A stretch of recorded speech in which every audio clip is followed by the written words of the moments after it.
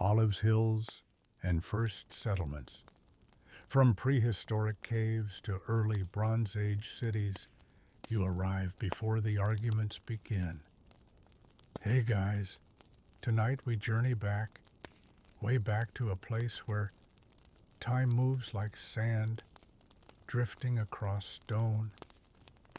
You're standing on a ridge, above a sun-baked valley, olive trees twisting their silver-green leaves in the breeze, and tiny streams carving slow, patient lines through dust that's seen more footsteps than you can count. The sun's low golden, and you can just make out the outline of distant hilltop ruins, half swallowed by time and wildflowers.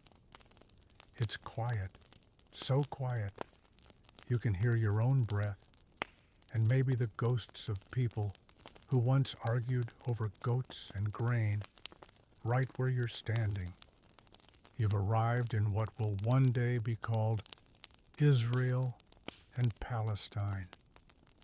But for now, it's just land untamed, unnamed, and oh so ready for people to fight over it. And spoiler alert, they will. A lot. So, before you get comfortable, take a moment to like the video and subscribe, but only if you genuinely enjoy what I do here, and drop your location and local time in the comments. I always love seeing where and when you're tuning in from.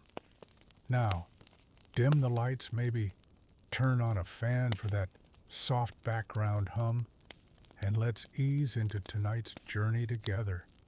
You're somewhere around 10,000 BCE, and honestly, it smells like wet sheep and charcoal.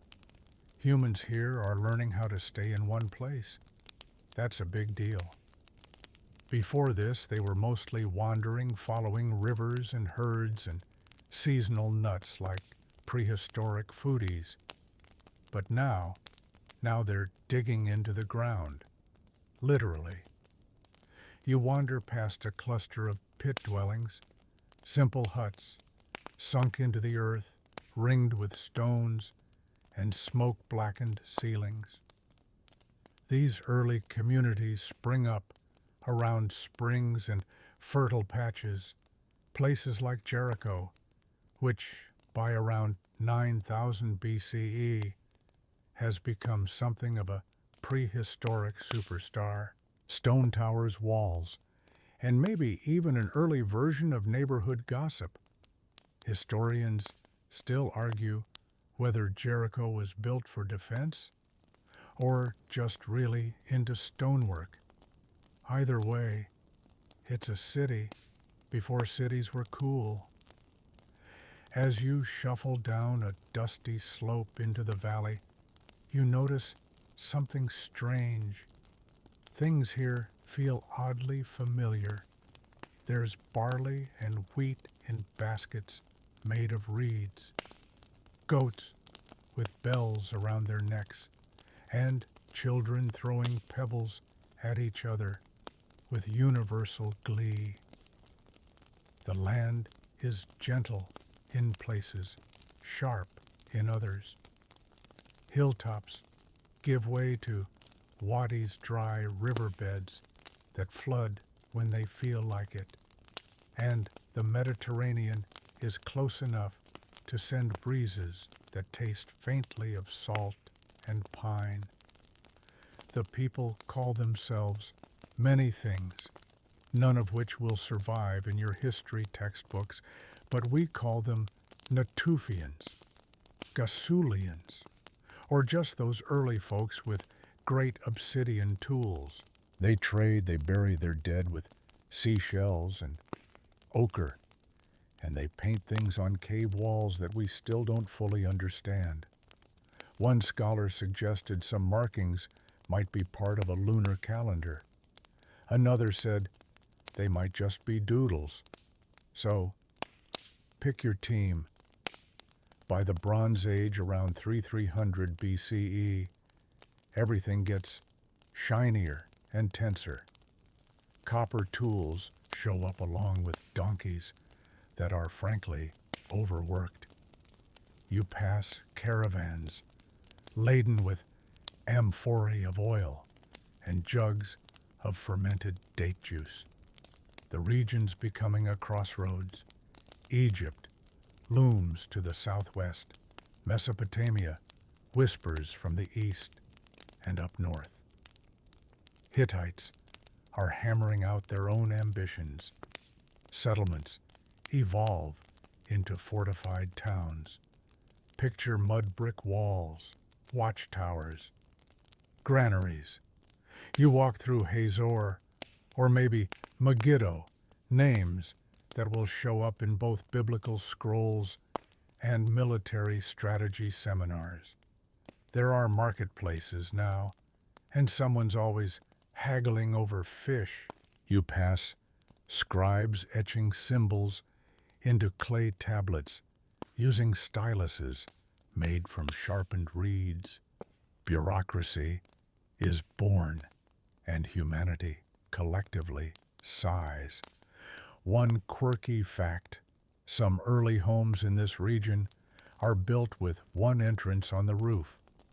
To visit a neighbor, you literally climb up a ladder and pop in through the ceiling like an ancient Santa Claus.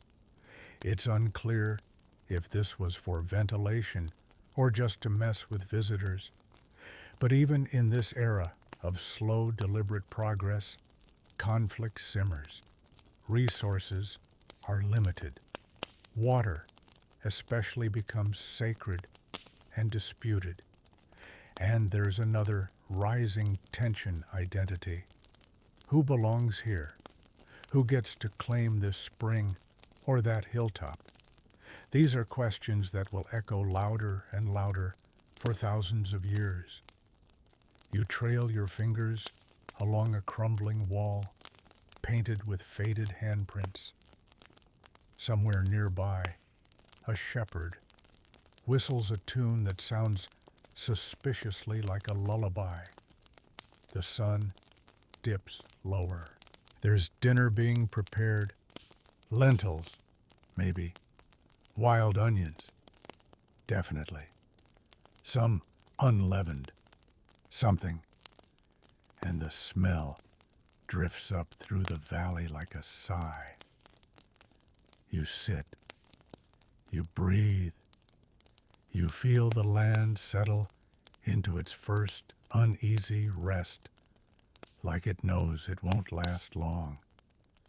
And just before your eyes close for a moment, you hear it not fighting, not yet, just the soft, endless whisper of a place remembering all its beginnings. Canaanites, clans, and early kingdoms, nomads, walled towns, and the slow stirrings of identity. By the time you stretch awake under a rising Bronze Age sun, things have complicated. The valley you walked through in the last section, it's now a chessboard for kings, warlords, and diplomats with excellent eyeliner. We're in the second millennium BCE, and the political landscape of this region is like trying to organize family seating at a wedding. Everyone's related, somehow. Nobody's happy, and someone's always about to throw wine. You wander through Canaan. Yes, that Canaan, which isn't so much a unified kingdom as a loose confederation of city-states doing their best to survive between two geopolitical giants, Egypt and Mesopotamia. Imagine being the cheese in a very ancient sandwich. Egypt controls much of the region now. Pharaohs send governors, scribes, and those famous chariots with wheels so thin they make your ankles hurt just thinking about them. But local kings aren't always loyal. They write long clay letters back to Egypt, complaining about neighbors stealing goats towns, defecting, or the ever-problematic Apiru people, who may or may not be social outcasts, raiders, or Proto-Hebrews, depending on which scholar you ask. Historians still argue whether the term Apiru refers to an ethnic group or just anyone who skipped paying taxes. You walk into a city like Lachish. Its gate is guarded the market's lively, and there's definitely someone yelling at a potter for overcharging on amphorae.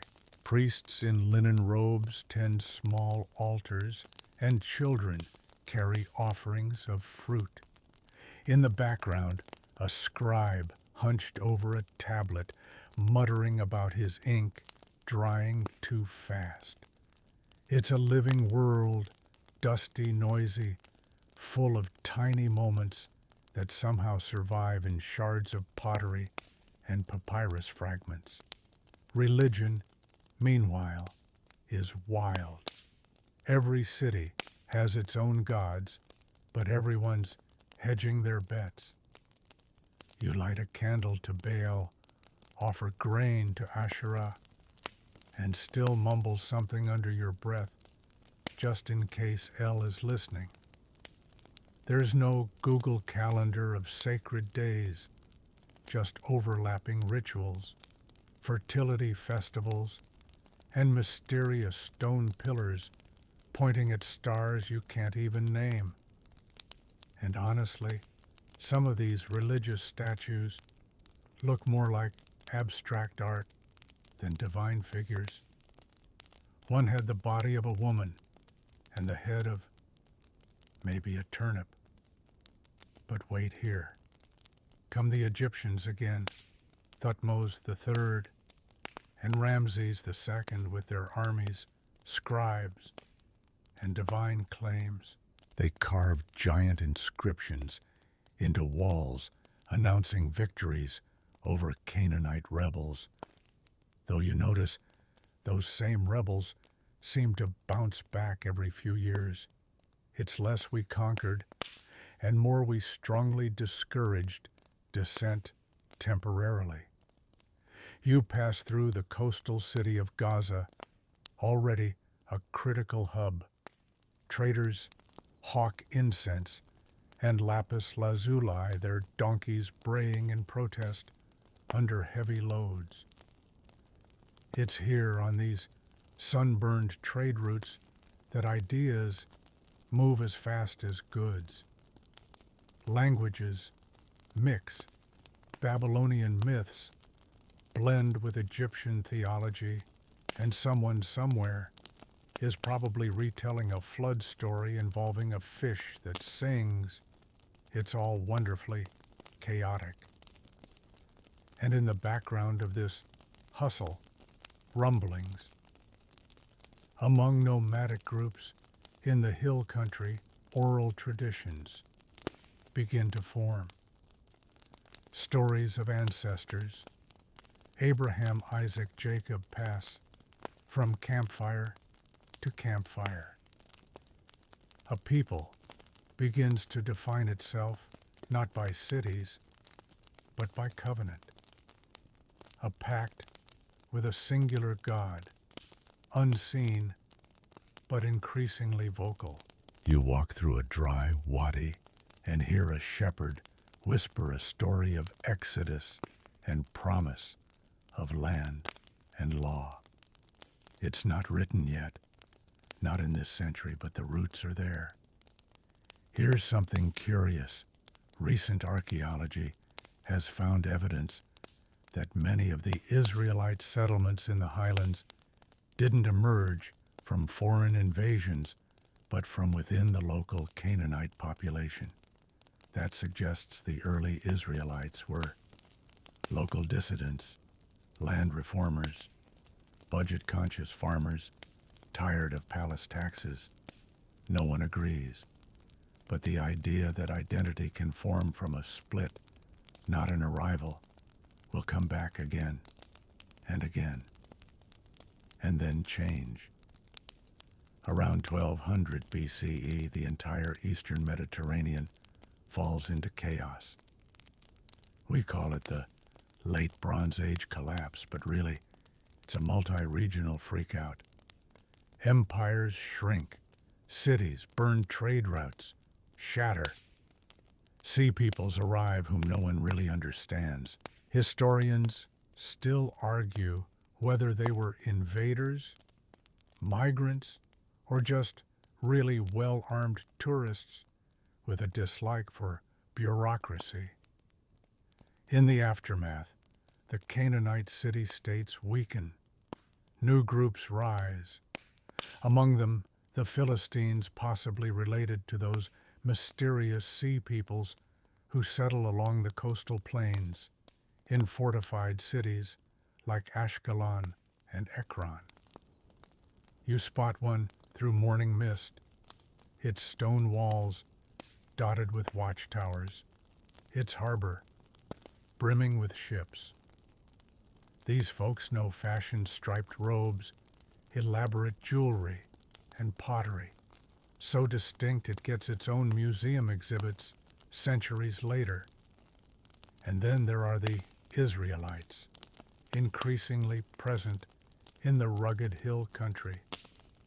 Their settlements are humble stone foundations, silos, simple shrines, no fancy idols, just stone altars and maybe a leftover Egyptian scarab or two. They're building identity from the ground up, quite literally. As the sun sets, casting long shadows across terraced hills, you watch smoke curl from village fires. There's peace for now, uneasy, fragile, but real. For a brief moment, the region is a patchwork of peoples, each tending their own fields and myths, not yet clashing in full force. You sit by a fig tree, pluck a ripe fruit, and let the juice run down your fingers. The past is sticky sweet, and not nearly as simple as anyone will tell you. Kingdoms of scroll and sword. You wander through the rise of Israel and Judah monarchies with fragile crowns. You wake the next morning to the clang of metal on stone and the low hum of chanting. The Iron Age has arrived, and it's not subtle. The air smells of charcoal and ambition. The tribes that once wandered these hills have settled, and now they want walls, thrones, and a decent name in the history books. You find yourself in a landscape where two groups are staring each other down across valleys and coastlines, the Israelites and the Philistines. It's the original neighbor feud, long before lawnmower noise and parking disputes. This one involves iron weapons, stolen livestock, and a few giants. Yes, giants. You duck into the crowd watching two armies line up in a valley. One side wears patchwork tunics, waves bronze-tipped spears, and chants prayers to Yahweh. The other side marches in sharp formation, their helmets gleaming, their champions confident. And then thump out steps Goliath. He's big, loud, and carrying way too much armor for desert heat. A shepherd boy steps forward, flings a stone, and suddenly you've got a national myth. Scholars still argue whether David was a real person or a composite of several warlords, but either way, that slingshot moment, iconic. Israel, in the meantime, is evolving. From loose tribal confederations, they shift toward kingship. First Saul, then David, then Solomon. You walk into Jerusalem now, more than a hilltop town. Under Solomon, it's a capital. There's building, taxing, maybe a little forced labor. You pass under cedar beams imported from Lebanon, admire a temple rumored to hold the presence of God, and wonder how many goats it took to fund all this. Solomon's temple becomes a focal point, not just of worship, but of political identity. A single sanctuary in one city for one people. It's a bold move. Most ancient religions prefer multiple shrines scattered across regions, but here the centralization is part of the point. And as you sip date wine from a clay cup, a scribe beside you leans in and mutters, "This will end badly." You believe him, because after Solomon's death, things crack. The kingdom splits Israel in the north, Judah in the south. 2 kings, 2 capitals, same God, different priorities. You hike between Samaria and Jerusalem and hear different accents, see different royal robes. Religious tensions bubble too. The northern kingdom builds its own shrines at Bethel and Dan, prompting priests in Jerusalem to side-eye them with holy suspicion. Meanwhile, the region's surrounded by bigger predators. Egypt still lingers to the southwest. Assyria starts stretching its claws from the northeast. You walk into a village and see children whisper about the Ninevites, whose soldiers wear terrifying beards and speak in hissing syllables. You don't stay long. Eventually, Assyria swoops in. In 722 BCE, the northern kingdom of Israel is crushed, its elites deported, its cities sacked. You pass abandoned vineyards and overgrown wells. The 10 tribes of Israel, lost, scattered. Historians still argue whether they assimilated, migrated, or were absorbed into other populations. Some say they turned up in India or Ethiopia. Others just shrug. The South Judah hangs on, barely. Its kings play diplomatic chess, sometimes with Egypt, sometimes with Babylon. It's like watching someone date 2 exes at once and you know it's going to implode. Meanwhile, prophets rise. Not robe-wearing fortune tellers, but passionate street preachers, warning of doom and urging moral reform. You pass Isaiah in one alley, ranting about justice and foreign alliances, and Jeremiah in another, weeping near the city gates. They're poetic, dramatic, and wildly unpopular with the royal court. Honestly, they'd kill on TikTok. Then Babylon arrives. Nebuchadnezzar II isn't messing around. In 586 BCE, Jerusalem falls. The temple is torched. Priests are slaughtered. Nobles are exiled. And the city is left in ruins. You sit among the ashes and hear the stunned silence of a people whose entire worldview just crumbled. A god tied to one place. What now? And yet, something extraordinary happens. In exile, a new kind of identity emerges. Away from their land and temple, the Jewish people begin to define themselves through texts, traditions, and memory. It's a psychological pivot, one that allows survival without sovereignty. As one elder whispers to you in Babylon, "We carry our home in our scrolls now." That line stays with you. Meanwhile, Babylon becomes a mixed bag. It's multicultural, yes, but also oppressive. Some exiles find work status, even comfort.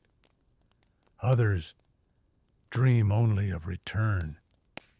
The Psalms speak of weeping by the rivers of Babylon, refusing to sing songs of Zion in a foreign land. It's the world's oldest recorded homesickness. Then another shift. Persia rises. Cyrus the Great conquers Babylon in 539 BCE and offers exiles a chance to go home. You watch families pack carts, kiss friends goodbye, and set out for a Jerusalem they haven't seen in decades. Some choose to stay. Others go.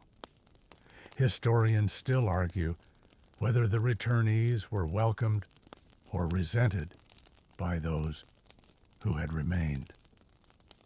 Human dynamics, it turns out, change less than the empires around them. When you finally stand again in Jerusalem, the temple is being rebuilt. Slowly, under Persian oversight, the city is a construction site of hope, bureaucracy, and second chances. The priest Ezra reads from ancient scrolls, while builders shout over stone deliveries. You breathe dust and dream. It's a brief calm before the next storm, Babylon, and the first big exile. Empires shuffle borders and deport locals, leaving memories that never really heal. The dust still clings to your robes as you step back into a half-built Jerusalem. The second temple stands smaller, plainer, but echoing with determination. You linger near its courtyard and watch people file in their heads bowed, sandals scraping stone. This is a community rebuilding not just walls, but identity. The trauma of exile is fresh, but so is the idea that survival isn't just possible, it's sacred. You wander through scroll-filled houses and half-tiled streets. The people are no longer merely residents of Judah. They're Jews now, an identity forged in diaspora and stitched together with memory, ritual, and resilience. You smell leavenless bread during Passover, hear the soft rustle of Torah parchment being unrolled, and realize this city, fragile as it looks, is a stubborn one. Then Persia steps aside gently.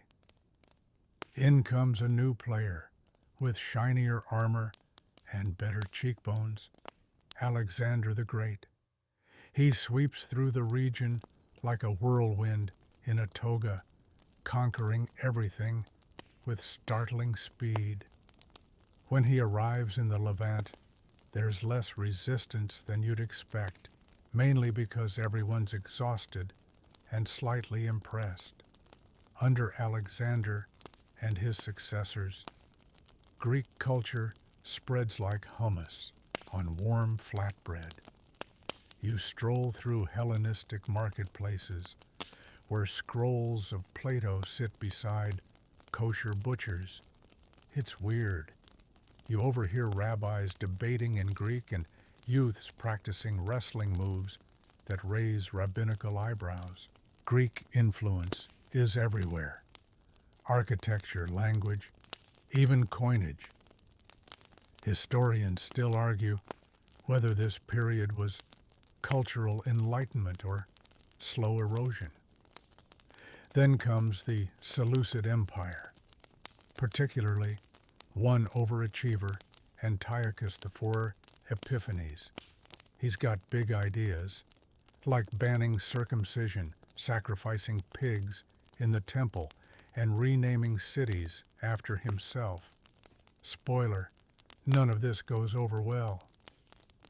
You feel the tension crackle. Then one day in a hill town, a priest named Mattathias snaps. The Maccabean revolt explodes. You crouch behind a low stone wall as guerrilla fighters ambush a Seleucid garrison. It's muddy, desperate, and fierce. Think Die Hard, but with menorahs. The rebels, led by Judah Maccabee, whose name literally means the hammer strike back, reclaim Jerusalem, and purify the temple. Oil miraculously lasts 8 days. Someone starts writing songs about it. Hanukkah is born. With the Seleucids weakening and the Maccabees establishing their own rule, the Hasmonean dynasty, you'd think there'd be peace. But nope. The new Jewish rulers start acting a little Seleucid-ish. They expand territory, dabble in corruption, and make deals with rising powers, like Rome. You sip watered wine beside a dusty merchant caravan when the Roman legions appear on the horizon. They march in formation, red-crested helmets catching the light like moving poppies.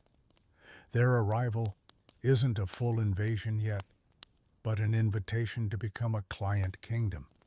It's like being a friend of the empire, with benefits and strings. Judea accepts. For a while, but resentment builds. You hear whispers in dark alleys and temple courtyards. Foreign coins in the temple. Roman standards too close to holy sites. It feels like storm clouds rolling over a fragile field. Then, Rome appoints a local ruler, Herod the Great. Technically Jewish, politically savvy, and incredibly paranoid.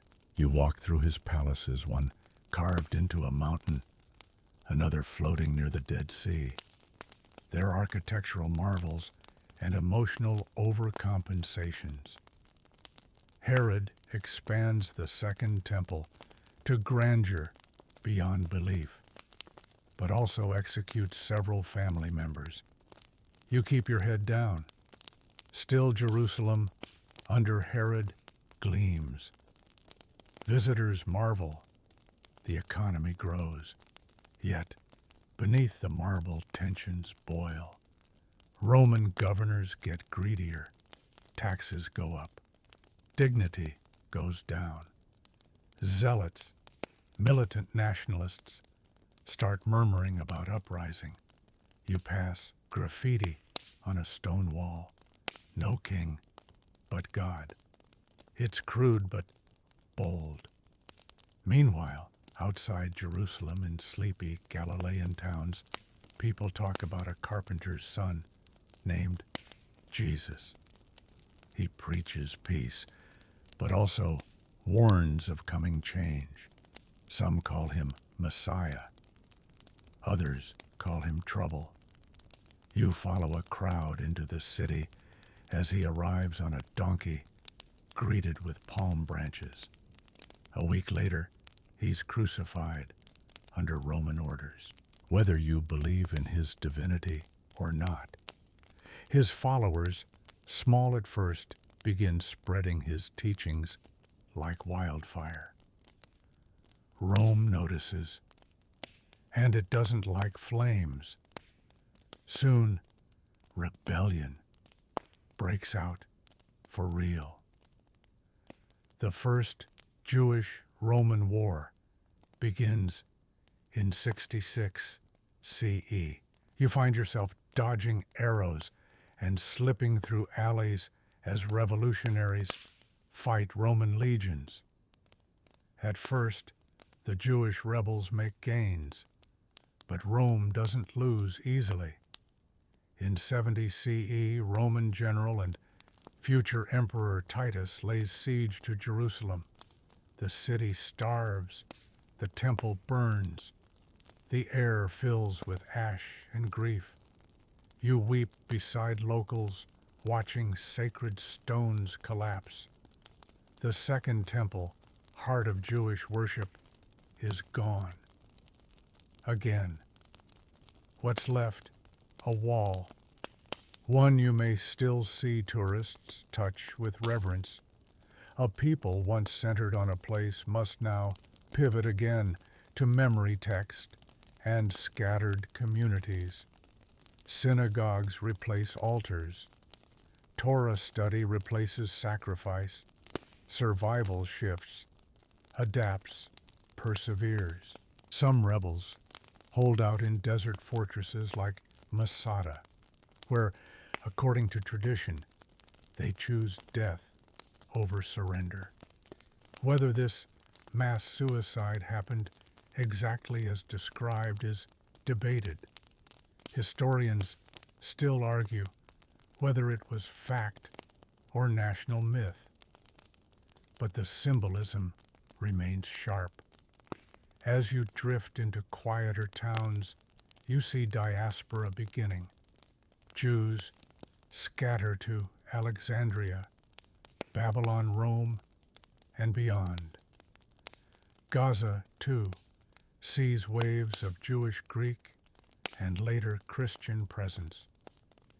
It becomes a hinge point, a crossroads for empire faith and occasional sea breezes.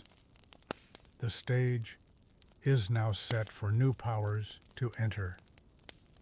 The Romans rule, but the seeds of another great shift, Islam, begin to stir in the distant sands. Persians, temples, and quiet resets.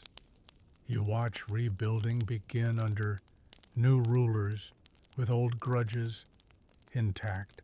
You rise early dust clinging to your skin just in time to catch the scent of something entirely new, drifting from the east, whispers of a prophet in the Hejaz. It's the 7th century now, and Arabia is no longer just a place for traders and storytellers. It's about to become the heartbeat of a new world faith.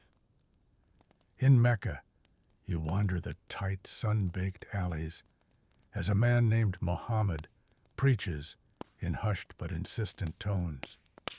He talks of one God, justice, mercy, and submission. You see how crowds gather and grow while others scoff or throw stones.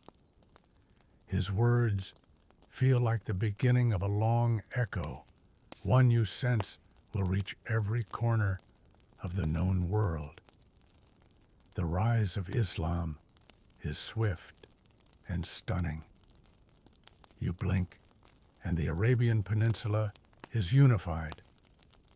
Blink again, and Muslim armies ride north into Byzantine and Sasanian lands, those old empires collapsing like tired tents. By 637, Jerusalem falls to Caliph Umar. But gently. There's no mass bloodshed, just a quiet handover and an agreement to protect Christian and Jewish holy sites. You tread the city's stone paths under his rule and feel oddly a sense of religious coexistence hanging in the air.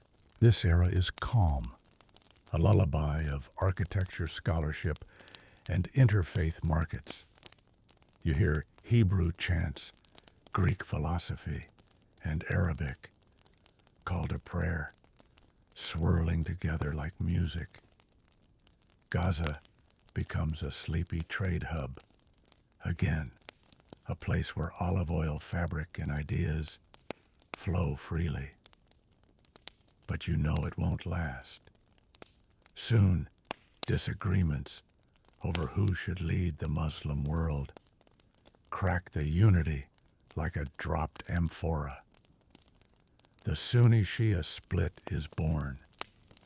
It's not just theological, it's familial, emotional, and increasingly political. You sit through tense dinner conversations where someone mentions Ali, and suddenly no one touches their hummus. Back in Jerusalem, you stand inside the newly built Dome of the Rock. It glows with gold and geometric beauty, perched like a jewel on the Temple Mount, now called Haram al-Sharif. This is where Muhammad is believed to have ascended into heaven. It's also where Jewish temples once stood. Layers of holiness stack here like awkward bunk beds. You wander through the Umayyad and Abbasid periods, watching empires shuffle capitals from Damascus to Baghdad. The region changes hands, but not character. It remains diverse, intense, and way too important for its own good. The Abbasids lose grip, and the Fatimids roll in from Egypt. Then the Seljuks, those Central Asian adventurers with sharp swords and sharper cheekbones. Jerusalem flips again. The people get used to it. Flags change, but the olives still grow. The prayers still rise. And then, out of Europe's cold northern fog, come the Crusaders. They arrive wearing chainmail and carrying crosses the size of oars. You cringe as Jerusalem is taken in 1099 with fire and fury. Blood is said to run in the streets, though. As always, historians still argue whether it was ankle-deep or merely dramatic poetry. Now you see mosques turned into churches and minarets silenced. Gaza falls to Crusader hands, too, its port bristling with European ships and imported wine. Locals tolerate, resist, or flee. Some try to do all three at once. But history loves a counterpunch.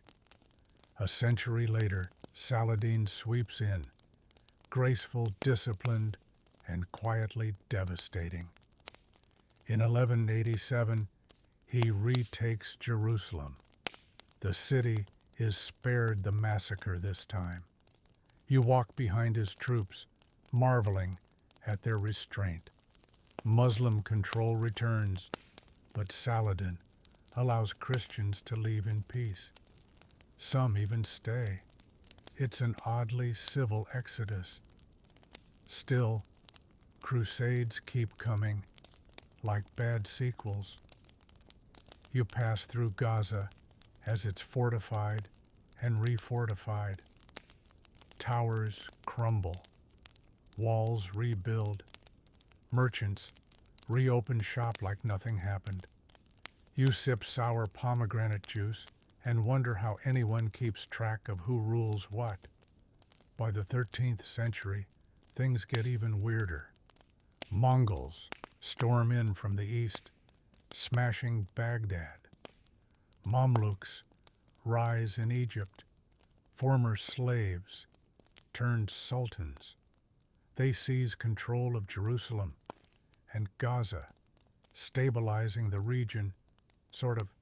You visit schools teaching law medicine and Quranic recitation.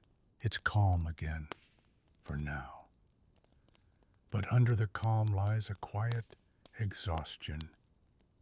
The region is sacred, yes, but also a crossroads, a prize, a burden. Everyone wants it, few can hold it.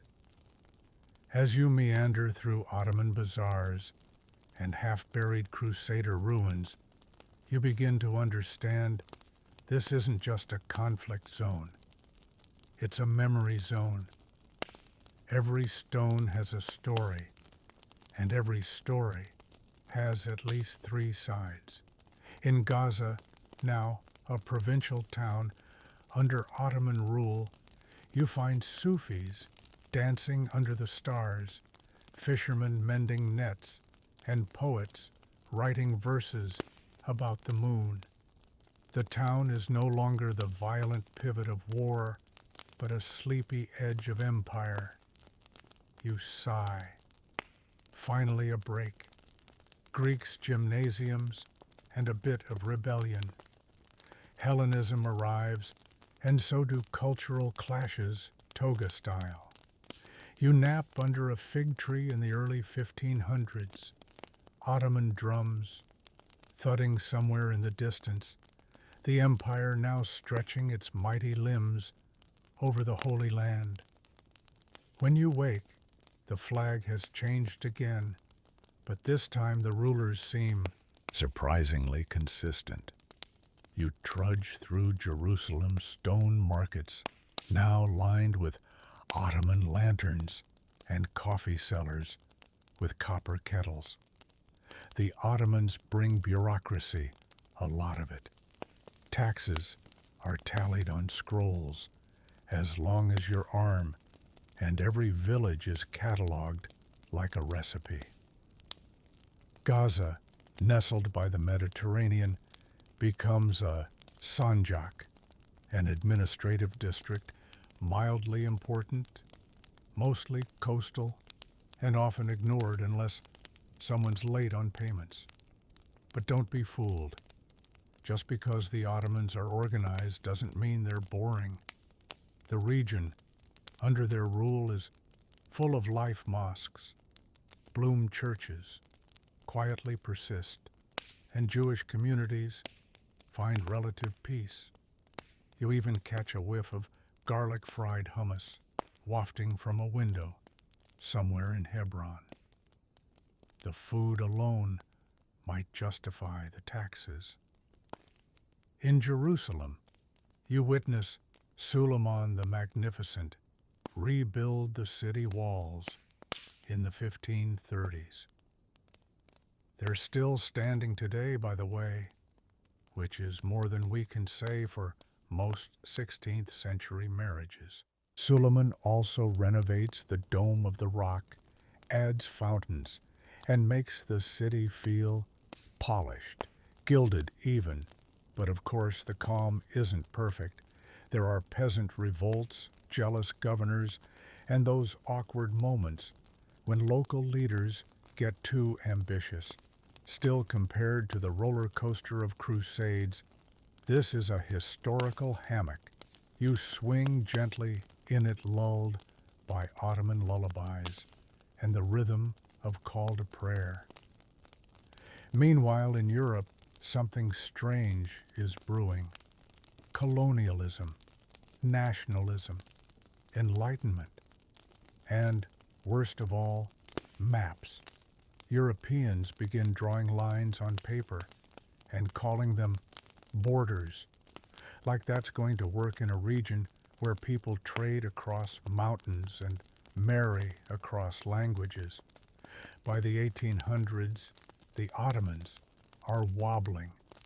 The empire's known as the sick man of Europe, which, if you ask us, is pretty rude. Still, you feel it, the infrastructure frays, officials grow corrupt, and the British and French keep poking around like nosy neighbors with fancy hats. In Gaza, you notice things changing. European consuls pop up, steamships drop anchor, Bible scholars arrive with sand in their boots and long arguments about where exactly this or that event from the book of Judges happened. Honestly, no one agrees. Historians still argue whether Gaza was ever truly a backwater or just cleverly understated. Then comes the 19th century's cruelest magic trick, nationalism. See, before this, people mostly identified by religion, language, or village. Now, New labels arrive: Arab, Turk, Jew, Palestinian, Zionist. These identities are powerful, enriching, and dividing. You sit in a Jerusalem cafe and overhear a heated debate about whose history counts more. The coffee's still good, but the tension crackles like firewood. As the Ottoman Empire fades into the sunset, like an exhausted actor, World War I kicks open the doors to chaos. You stand on a ridge outside Beersheba in 1917, watching British forces, led by generals in khaki shorts, defeat Ottoman cavalry. A strange sight, isn't it? Horses charging into machine guns, all for control of land already promised to multiple groups at once. Let's count. The British promised the French some of it in the secret Sykes-Picot Agreement. They promised the Arabs an independent homeland if they revolt against the Ottomans. And they promised the Jews a national home in Palestine via the 1917 Balfour Declaration. You don't need a PhD to see this will end poorly. By 1920, the Ottoman curtain falls. Britain takes over Palestine under a League of Nations mandate, like a teacher forced to supervise a class no one wants. You stroll through Gaza's dusty streets, now lined with British signs and policemen with awkward mustaches. It feels like a strange play. The actors are local, but the script is foreign. Under British rule, Jewish immigration increases, fueled by Zionist aspirations and European anti-Semitism. Palestinian Arabs grow uneasy. Tensions spike. You hear chants, see fists raised, and feel the sense that two dreams, each deeply rooted, are heading toward collision. Still, there are moments of peace. Joint labor unions, mixed cafes, Arabic and Hebrew newspapers, trading barbs and poetry. But the balance is delicate, like balancing a pomegranate on a sword's tip. In the 1930s, it tips. The Arab Revolt erupts in 1936. You dodge strikes, curfews, and raids. British soldiers patrol narrow alleys. The revolt is both a cry for independence and a warning against Jewish statehood. It lasts 3 years. By the end, hundreds are dead, and Britain tightens its grip while quietly realizing it's lost control. You sit beside a market stall as locals whisper about what's next. Some want peace. Others want justice. Many want both, but don't agree on how to get there. And then, like a thunderclap far away, comes the Holocaust. 6 million Jews perish in Europe's death camps. You can't sleep after that section of the news. It shifts everything. It amplifies the urgency of Zionist dreams. It pushes more survivors toward Palestine, now desperate for a home that won't burn down. Meanwhile, Palestinian Arabs feel increasingly displaced, cornered in their own story. You walk through Jaffa in 1947 and hear gunfire crackle between militias. It's not just politics anymore. It's survival. The British, they quietly pack their bags. They'll leave in 1948. You know what's coming. Romans and revolt. After revolt, an empire gets fed up with constant resistance and redraws everything.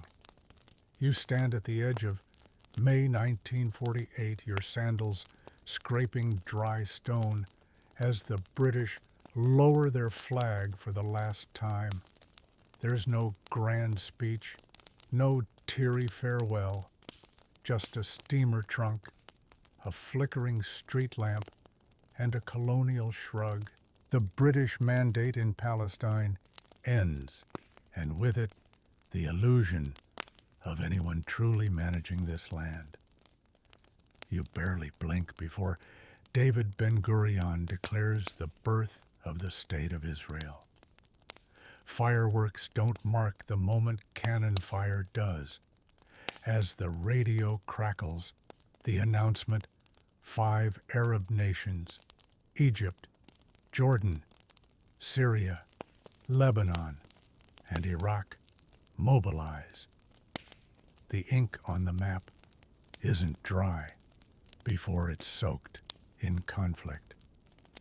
This is the 1948 Arab-Israeli War, or as Palestinians call it, the Nakba, the catastrophe.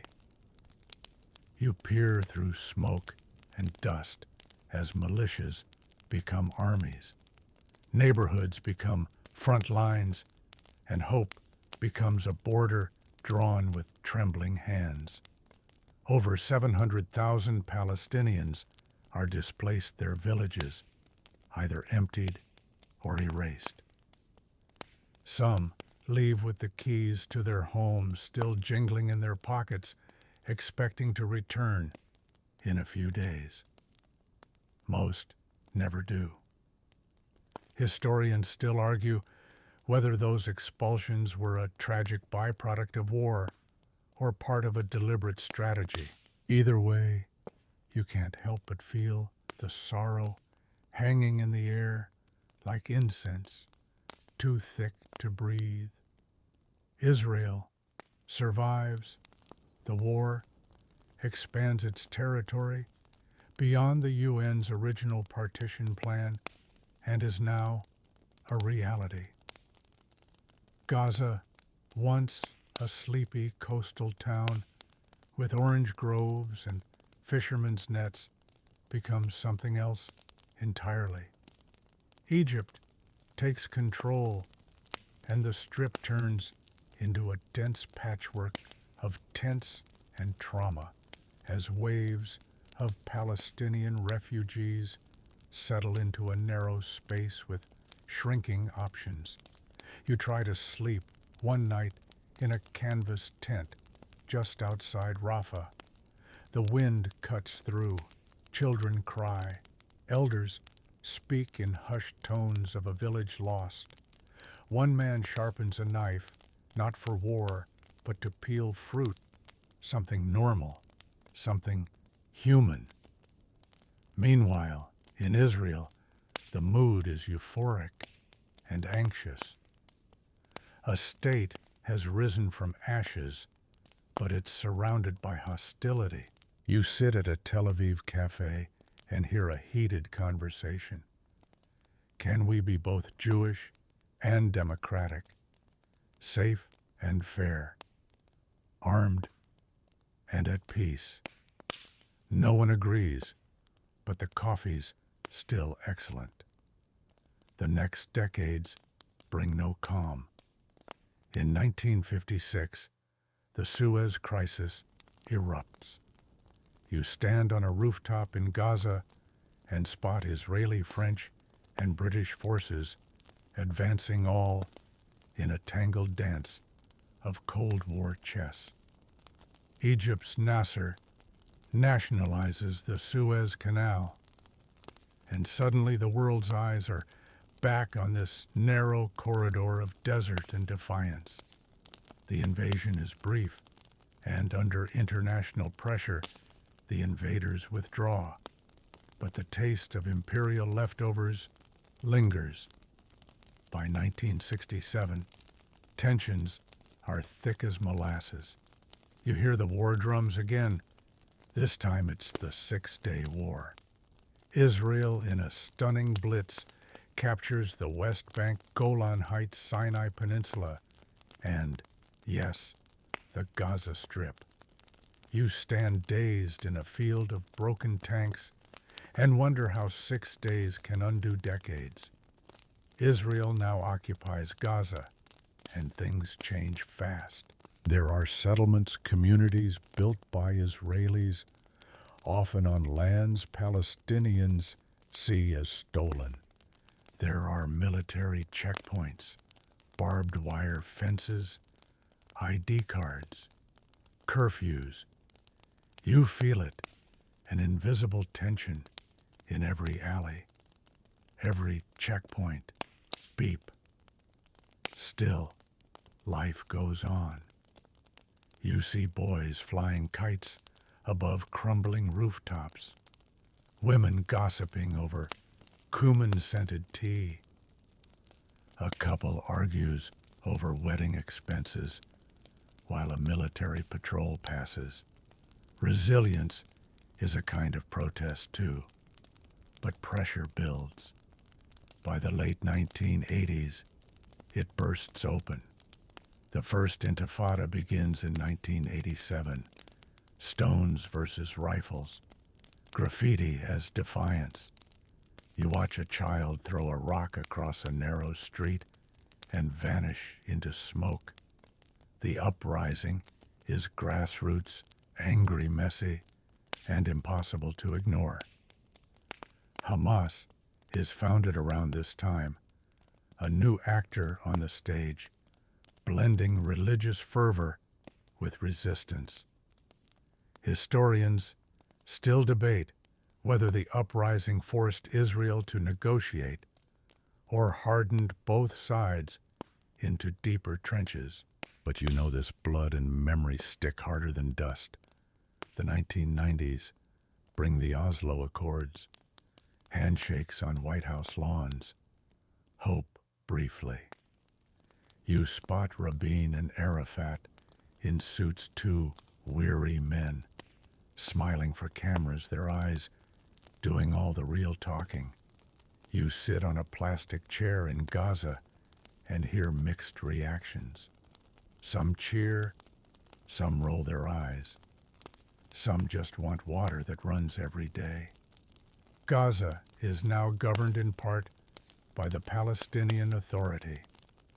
The dream is a two-state solution, like a couple in counseling trying to divide a one-bedroom apartment. But spoilers abound. Rabin is assassinated. Extremists grow bolder. Settlements expand. Trust erodes like sandstone in the rain. Then comes 2005. Israel unilaterally withdraws from Gaza. Soldiers evacuate settlers. You watch bulldozers demolish homes so no one else can claim them. Some celebrate. Others warn. This isn't peace, just reconfiguration. They're not wrong. Hamas soon wins elections in Gaza. The world blinks. Aid is frozen. Factions clash. By 2007, Hamas controls Gaza entirely. The Strip becomes sealed off by Israel, by Egypt, by politics, by fear. You peer over a concrete wall, topped with razor wire. Beyond it, 2 million people live in 140 square miles. It's a cage with Wi-Fi, a place where drone buzzes are lullabies and power cuts are routine. Fish can't swim out to sea. Farmers can't till too close to fences. The air hangs thick with longing. Still weddings happen. Poetry is written. Kids sneak off to swim. Life refuses to give up. But you feel it. This story isn't over. And the next flare is just a breath away. Byzantines, pilgrims, and desert monks. As the Roman world shifts Christian, so do sacred tensions. You stand in Gaza, early summer, the kind of heavy heat that sticks to your skin like wet parchment. There's no breeze, only the hum of generators and the distant thump of something you don't want to identify. You breathe it in. Anyway, salt from the sea, diesel fumes, and the unshakable scent of dust warmed by tension. Since Hamas took control in 2007, Gaza has been both fortress and fishbowl. Israel and Egypt maintain a blockade that limits goods movement and opportunity. Cement is rationed, electricity is fickle, and the sea is monitored like a secret diary. If you want to build a future, you'll need permits, luck, and probably a backup generator. Inside Gaza, Hamas sets the tone. Militants in olive uniforms patrol streets that zigzag through overpopulated refugee camps. The group is rooted in political Islam and resistance, but also provides schools, clinics, and sometimes garbage pickup, because even ideologies need plumbing. Outside Gaza, Israel watches everything. Drones hover. Satellites blink. There's no border fence as much as there's a techno wall, sensors, cameras, automated turrets. One Israeli soldier refers to Gaza as a neighborhood under constant surveillance, just not one we visit. You walk alongside a Palestinian family planting parsley in buckets on a rooftop, hoping for herbs and perhaps a moment that feels normal. Below, a boy draws tanks on the walls, one labeled ours, one labeled theirs, both with frowny faces. Every few years, like clockwork gone cruel, a new conflict ignites. In 2008, Operation Cast Lead, then Pillar of Defense, then Protective Edge. Each war has a name. Each name tries to sound strategic, and each ends in broken buildings and buried children. You crouch beside a crater the size of a school bus. A tea kettle rests beside it covered in ash. The house that owned it is gone, but its story lingers in the metal's warbled shape. Historians still argue whether the cycle of violence is provoked or inevitable, whether deterrence or desperation drives each side. You nod, knowing it's probably both. Hamas fires rockets. Some land in open fields. Some hit schools, homes, or buses. Israel responds with airstrikes, artillery, and sometimes ground invasions. One side cites self-defense, the other occupation. Both dig deeper into their positions like feet into trench mud. In Israel, the Iron Dome intercepts rockets with surreal precision. People in Tel Aviv check an app for incoming sirens. You sip coffee in a kitchen with reinforced walls and no windows. The clock ticks. The siren wails. Everyone moves with well-rehearsed calm toward a safe room. Meanwhile, in Gaza, there are no safe rooms.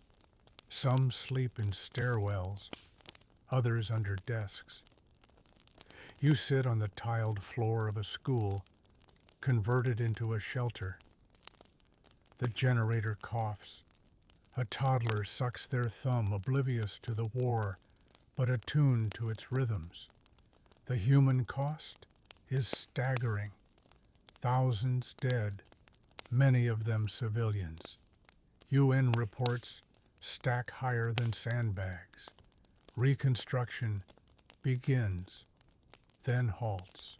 Foreign aid trickles in, held up by bureaucracy, politics, or suspicion. Still hope flickers. Artists paint murals on bombed walls. A park opens complete with plastic flamingos. A girl writes a poem titled, "My Kite Doesn't Know Borders." Her teacher nods, fighting back tears or allergies. It's unclear which. You visit the Israeli side next. Towns like Sderot have playgrounds shaped like bomb shelters. Children here grow up with different fears, but not lesser ones. Trauma doesn't check passports. One parent tells you, "I want my kid to know peace exists outside the Torah portion." Just once. Gaza and Israel are physically close, some points only a few kilometers apart, but ideologically light years away. Dialogue is rare. Travel is rarer. Even empathy feels like a luxury. Scholars debate whether the blockade is a necessity or a form of collective punishment, whether Hamas governs or merely controls, whether peace requires the fall of walls or the changing of hearts. You think it's both and more. International responses oscillate. Some support Israel unequivocally. Others condemn it fiercely. Still others wring their hands, issue statements, and fund peace workshops that no one attends. You flip through a brochure titled "Conflict Resolution" through sand art. It's earnest. It's ignored. UN agencies try to fill the gaps. Schools, food programs, counseling. But budgets shrink. Mandates blur. Every solution feels temporary, like tape on a cracking dam. And in the middle, ordinary people. Mothers just trying to find baby formula.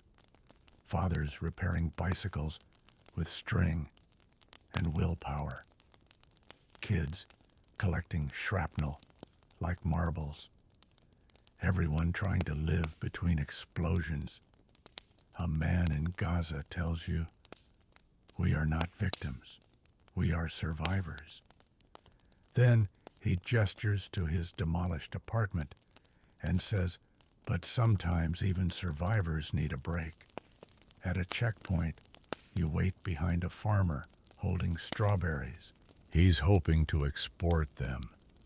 Israel allows some goods out selectively. His strawberries are beautiful, juicy, red, hopeful. They will likely rot before they're approved. Somewhere nearby, a tunnel is being dug. These underground paths connect Gaza to Egypt and occasionally Israel. Some are for smuggling food, others for arms. They are lifelines and liabilities. You peer into the darkness and wonder what desperation looks like in cubic meters. Then there's the Great March of Return protests of 2018. Weekly marches along the border fence, filled with flags, chants, and sometimes fire. Israeli snipers fire live rounds. Dozens die. Hundreds are wounded. You count more wheelchairs at a Gaza rehab clinic than chairs with wheels should ever be. But ask anyone why they march, and they'll say, to be seen, to be heard, to go home. You reach for sleep, but history taps your shoulder again. Because this isn't about a single war. It's about 15 years of blockade, of rocket fire, of fears that your morning routine could be your last. Still someone waters a jasmine plant. Still a muezzin calls the faithful to prayer. Still families laugh at wedding videos on cracked smartphones. And still the question floats in the night. How much longer can two peoples occupy the same grief, caliphs, conquests, and cultural bloom? You float into the early Islamic centuries, where cities thrive and new powers take hold. You drift into the ancient corridors of the mind, to a time when Egypt's shadow stretched far over both Gaza and Israel. Pharaohs marched north, not for pyramids, but for ports. Access to the Mediterranean was the real gold. The strip of land you now stroll upon has always been the world's narrowest, most important hallway. Centuries pass in sand-swept blinks. After the Assyrians and Babylonians enter the Persians, and then Alexander's Greeks. You sip water from a clay jar while imagining a world where Greek amphorae and Hebrew scrolls shared shelf space. Spoiler, they didn't get along well, but they did both leave graffiti in places like Ashkelon. Then came the Romans, organized, armored, and annoyingly persistent. They built roads, aqueducts, and resentment. Jerusalem boiled under their rule. The Jewish revolts followed, ending with the temple destroyed and a diaspora that still echoes in dinner table debates around the world. You step through the smoky veil of time and land in the early centuries of Islam.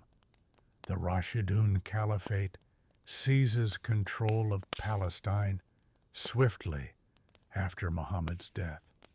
The region becomes a prized jewel in the early Islamic empires. Mosques rise, Arabic spreads, and Gaza is for a brief moment a hub of Islamic scholarship. That's right. Gaza had intellectual street cred long before modern headlines painted it in grayscale.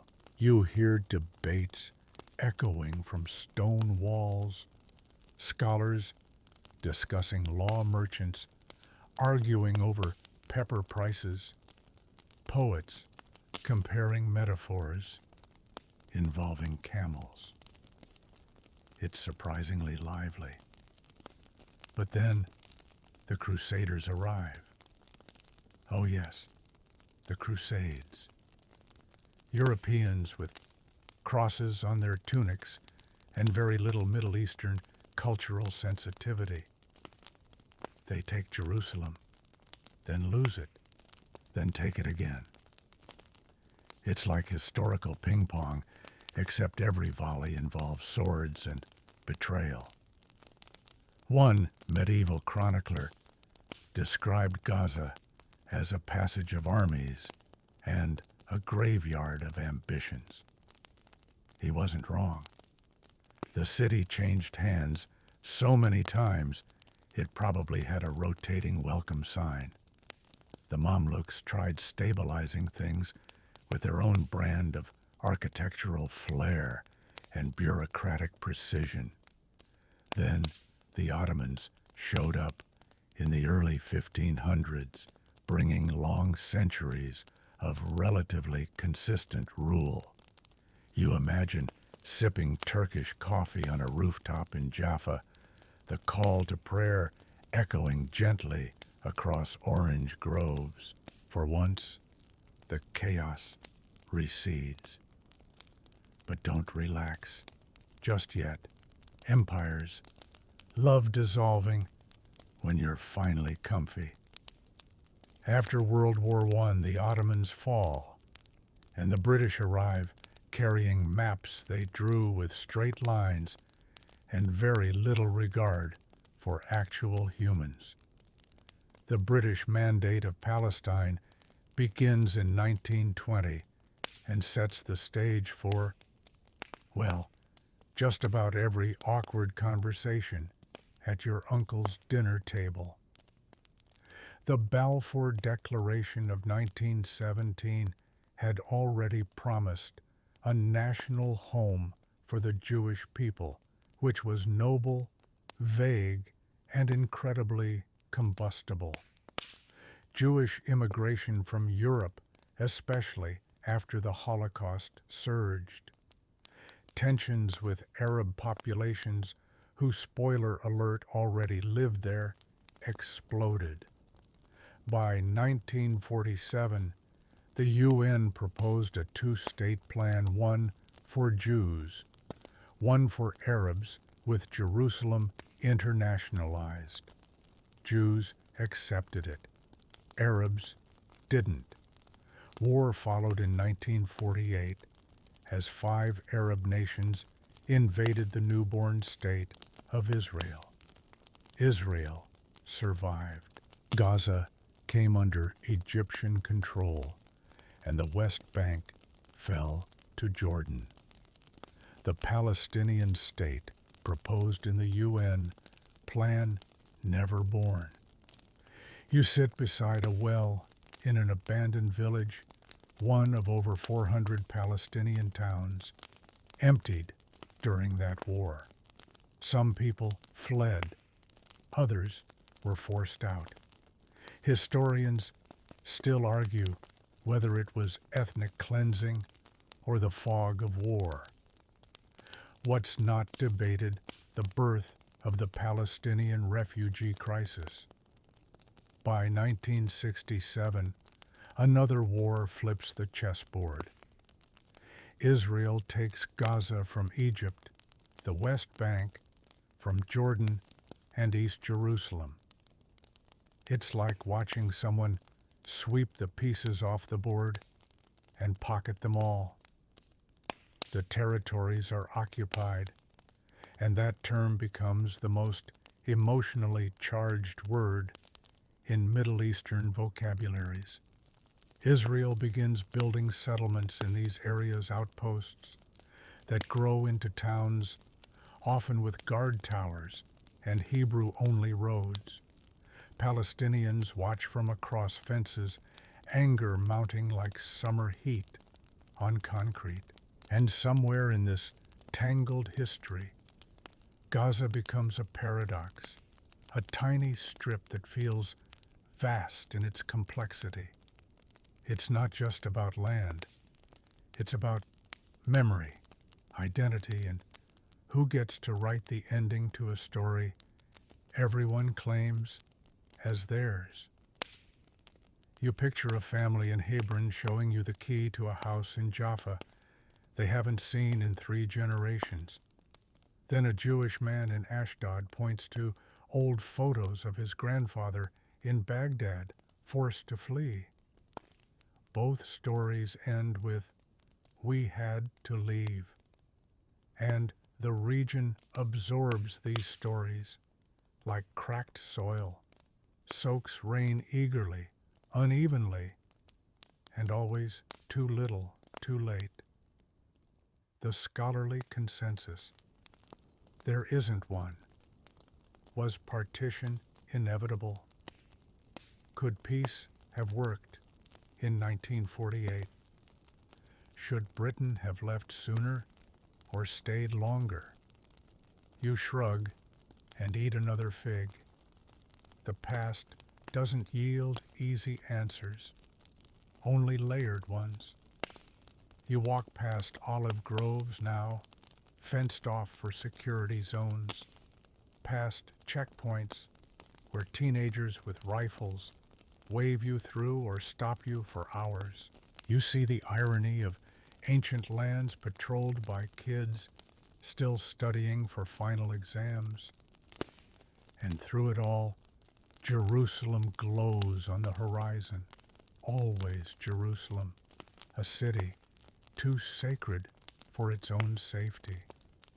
You can hear it breathe heavy with centuries of whispered prayers and shouted claims.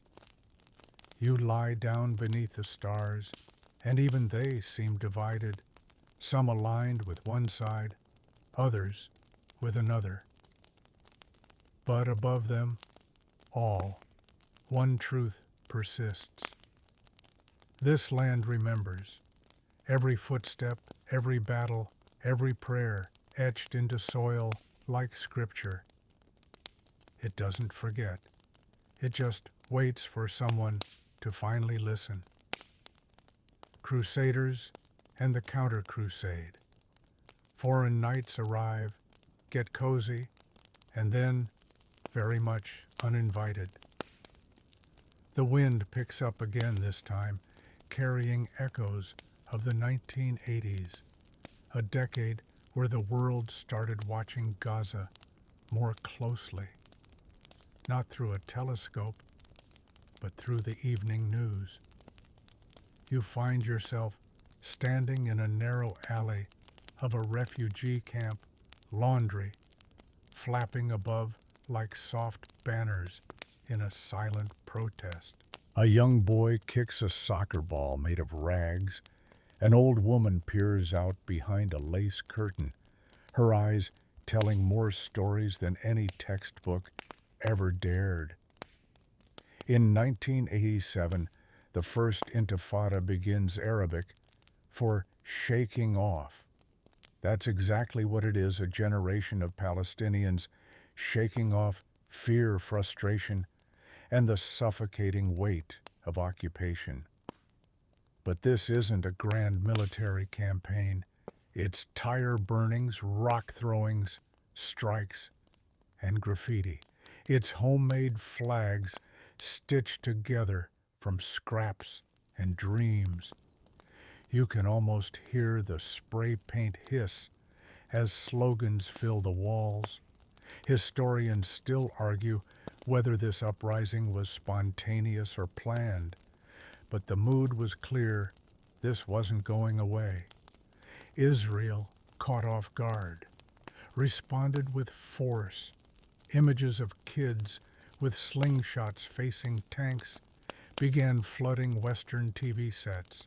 Suddenly, Gaza wasn't just a name on a map. It had faces, stories, heartbreak. The world leaned in. By the early 1990s, after years of clashes, bruised reputations, and growing global pressure, both sides hesitantly sat at the table. Enter the Oslo Accords, a peace process you might describe as hopeful but not waterproof. The iconic photo of Rabin and Arafat shaking hands on the White House lawn. That happened. And behind that photo, millions dared to believe that maybe, just maybe, the story could shift. You listen to the cautious optimism in the streets. The Palestinian Authority is formed. There's talk of autonomy. Gaza and Jericho come under partial Palestinian control. Border signs begin to change. Flags fly differently. But then Hamas enters stage left. Founded in the late 80s during the First Intifada, Hamas is more than a political party. It's a movement with its own military wing, ideological foundations, and zero chill when it comes to compromise. With roots in the Muslim Brotherhood, its charter originally called for the destruction of Israel. Now, whether you think that charter evolved or just got rewritten in nicer calligraphy, it marked a turning point. The Palestinian leadership fractures. Fatah and Hamas start resembling divorced parents at a particularly awkward parent-teacher conference. Gaza becomes the main stage of this custody battle. In 2005, Israel makes a surprise move. It withdraws from Gaza, packs up settlements, removes troops. On paper, it's disengagement. But from the Palestinian side, especially inside Gaza, it doesn't feel like freedom. Israel still controls the borders, the airspace, the sea. It's like being given the keys to your apartment, but the landlord still lives in the hallway. Then comes 2006. Hamas wins the Palestinian legislative elections. Plot twist. Most of the world is stunned, especially the West, which had been cheering for democracy, and then did a double take when democracy voted in folks with rockets. Aid gets frozen. Tensions rise. Fatah and Hamas go from side-eyes to full-on street fights. By 2007, Hamas controls Gaza entirely. Now, Gaza is cut off not just from Israel, but often from its own political siblings. You imagine a teenager in Gaza City staring across the border fence toward the West Bank, knowing they're part of the same people, and yet separated by ideology, checkpoints, and an ever-widening political chasm. You pause to reflect on the blockade. Since 2007, Israel, and to a lesser extent Egypt, impose a siege on Gaza, restricting the movement of goods, people, even medical supplies. Israel argues it's to prevent weapons smuggling. Critics call it collective punishment. Both sides have bullet points. The result, a crumbling infrastructure, rising unemployment, and a generation growing up surrounded by walls they didn't build. And yet, life goes on. You walk through a Gaza market where fishmongers still shout over crates of sardines. Kids still chase soccer balls. Women still hang out, laundry joke about their husbands, and gossip about whose son might get engaged next.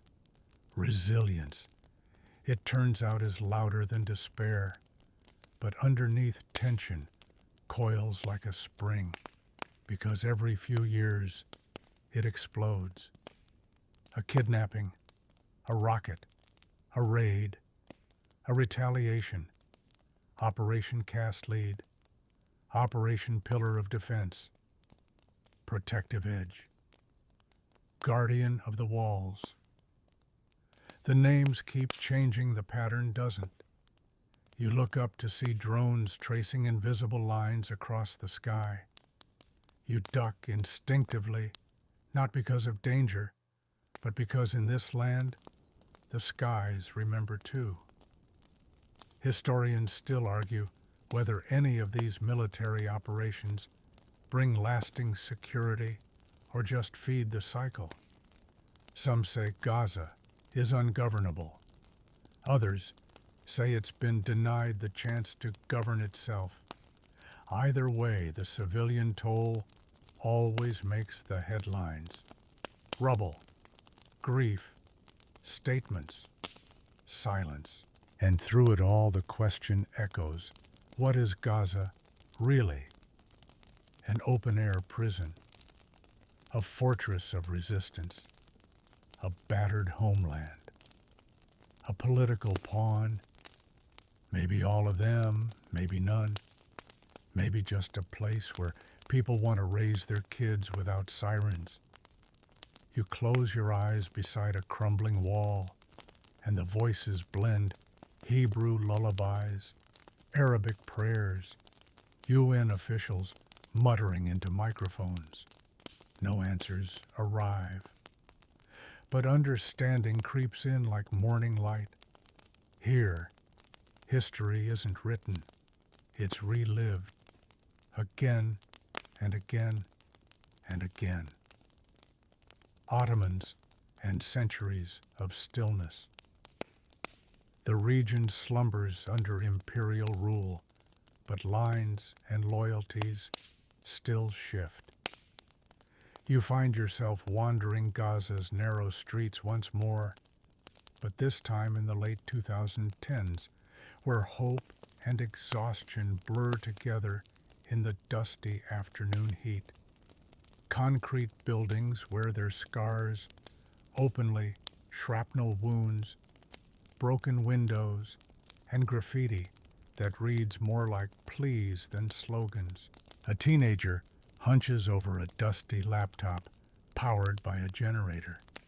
Just beyond him, a family gathers tea around a chipped ceramic pot. Daily life insists on continuing, no matter how many times the sky has cracked open above them. From 2014 onward, Gaza's cycles of conflict grow more compressed, like a rubber band pulled tighter with each snap. The border fence becomes not just a symbol, but a pressure valve. In 2018, the Great March of Return begins. Every Friday, thousands gather near the fence, some peaceful, others angry.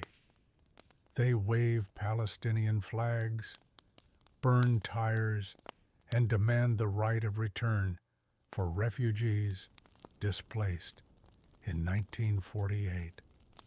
You picture the dust rising like incense as chants swell and kites with flaming tails drift across the horizon. Israel responds with snipers and tear gas. The death toll rises. So do international headlines. Historians still argue whether this movement was grassroots expression or politically orchestrated, but either way, the result is blood-soaked banners and funerals on repeat. A young boy with a slingshot becomes an icon. A medic in a white coat becomes a martyr. The world watches, frowns, and scrolls. And amid it all, Gaza's daily rhythms keep spinning. A woman picks mint from a rooftop garden. A school teacher carries textbooks past a crater in the road. A groom dances at his wedding under fairy lights powered by a car battery. Meanwhile, the political theater intensifies. The Trump administration moves the U.S. Embassy to Jerusalem in 2018, setting off another wave of outrage. To Israelis, it's a long overdue recognition. To Palestinians, it feels like being erased again. In Gaza, protests flare up and airstrikes follow. By 2021, another full-scale conflict ignites. It starts, as it often does, with tension in Jerusalem, evictions in Sheikh Jarrah, clashes at Al-Aqsa Mosque. But the ripple spreads fast. Rockets fly from Gaza. Sirens blare in Israeli cities. Social media lights up with hashtags horror and heartbreak. You sit beside a crumbling balcony and watch the fire trails streak across the night sky like angry stars. Below, families huddle in stairwells or under staircases. On both sides of the wall, children press tiny fingers into their ears. Parents whisper reassurances they no longer believe themselves. The death toll climbs again. Apartment blocks fall. And then, as always, a ceasefire comes. Temporary, brittle, like glass laid over a minefield. It's in these lulls that Gaza feels most surreal. Streets get swept, markets reopen, kids go back to schools, many of which were used as shelters days earlier. Aid trucks roll in, reporters leave, and a kind of uneasy normalcy settles like a fog. But things are changing. Gaza's youth, over 65% of the population, is restless. They know more about TikTok trends than borders. They dream not of war, but of Wi-Fi work and travel. They learn coding in bombed-out schools. Some even win global robotics prizes. Yes, really. A girl named Amal builds a solar-powered robot from spare parts. Another group launches a YouTube cooking show with a single gas burner and a phone taped to the wall. And yet, these moments live side by side with despair. Suicide rates rise. Emigration dreams become dinner table conversations.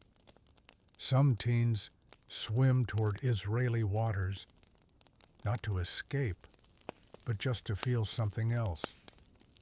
Israel, too, is shifting. Political instability defines the era. Prime ministers come and go, coalitions crumble. Ultra-nationalist parties gain traction. The two-state solution becomes more of a ghost than a policy. Historians still argue whether it was ever truly alive to begin with, or just a well-dressed mirage. Inside Israel, voices grow louder on both ends. Some push for annexation. Others call for coexistence. And in between fear fatigue and the hard math of security budgets. And what of Egypt? The Rafah border opens and closes like a blinking eye. Sometimes for aid, sometimes for politics, rarely for people. The blockade continues. Goods are smuggled through tunnels. Or they were until the tunnels got flooded, bombed, or collapsed.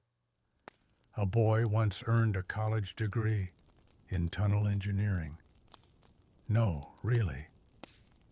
You find yourself in a dimly lit cafe in Gaza City where young poets sip mint tea and recite lines about freedom longing and cats.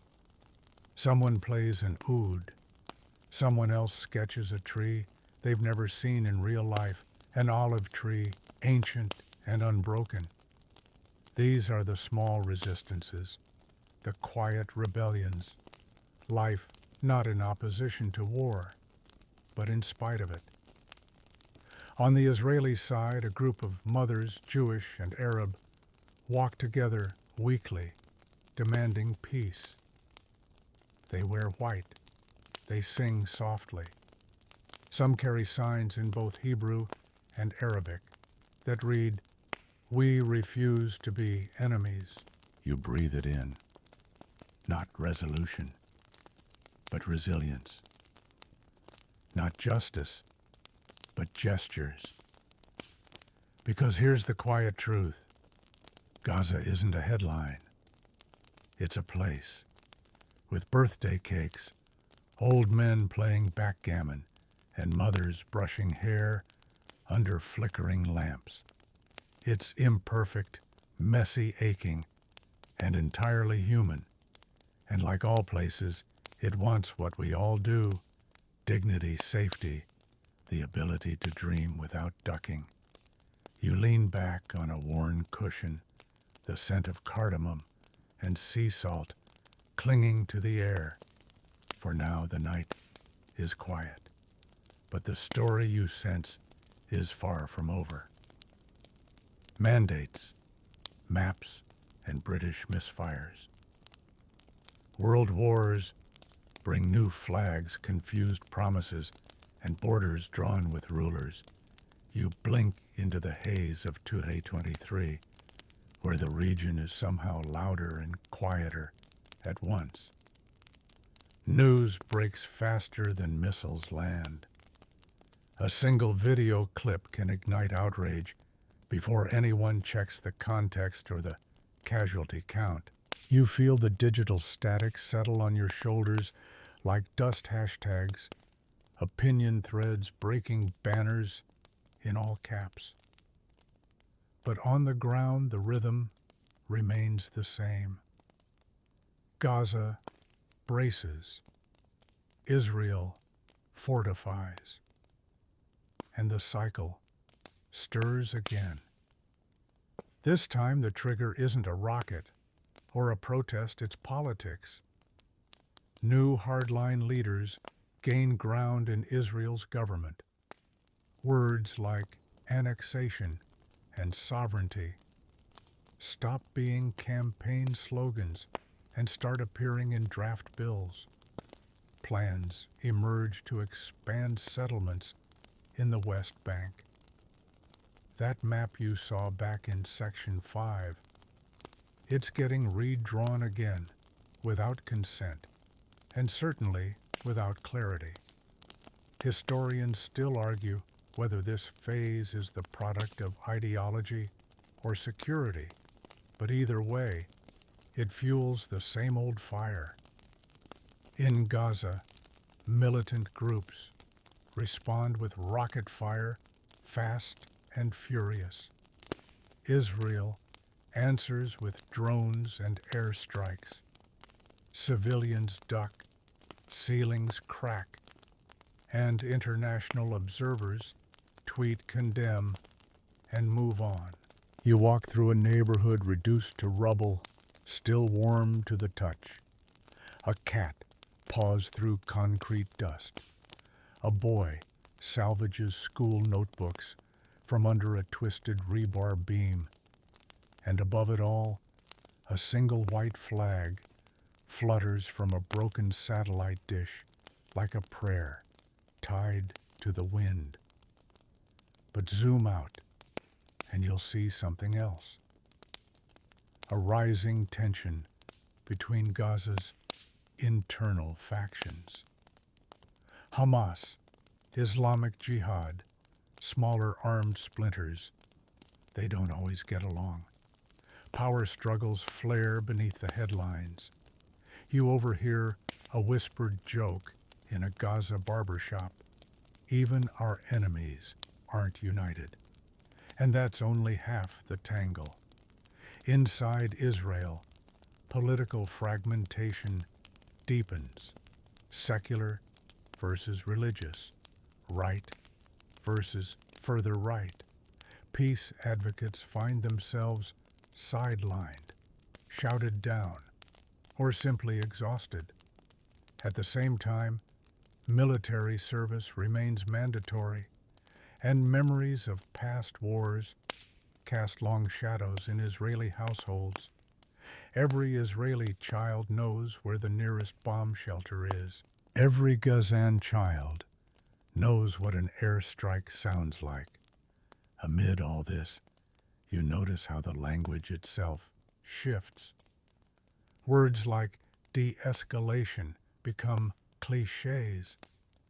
Truce means maybe 4 days without explosions. Peace process, a phrase that now lives mostly in archives and academic panels.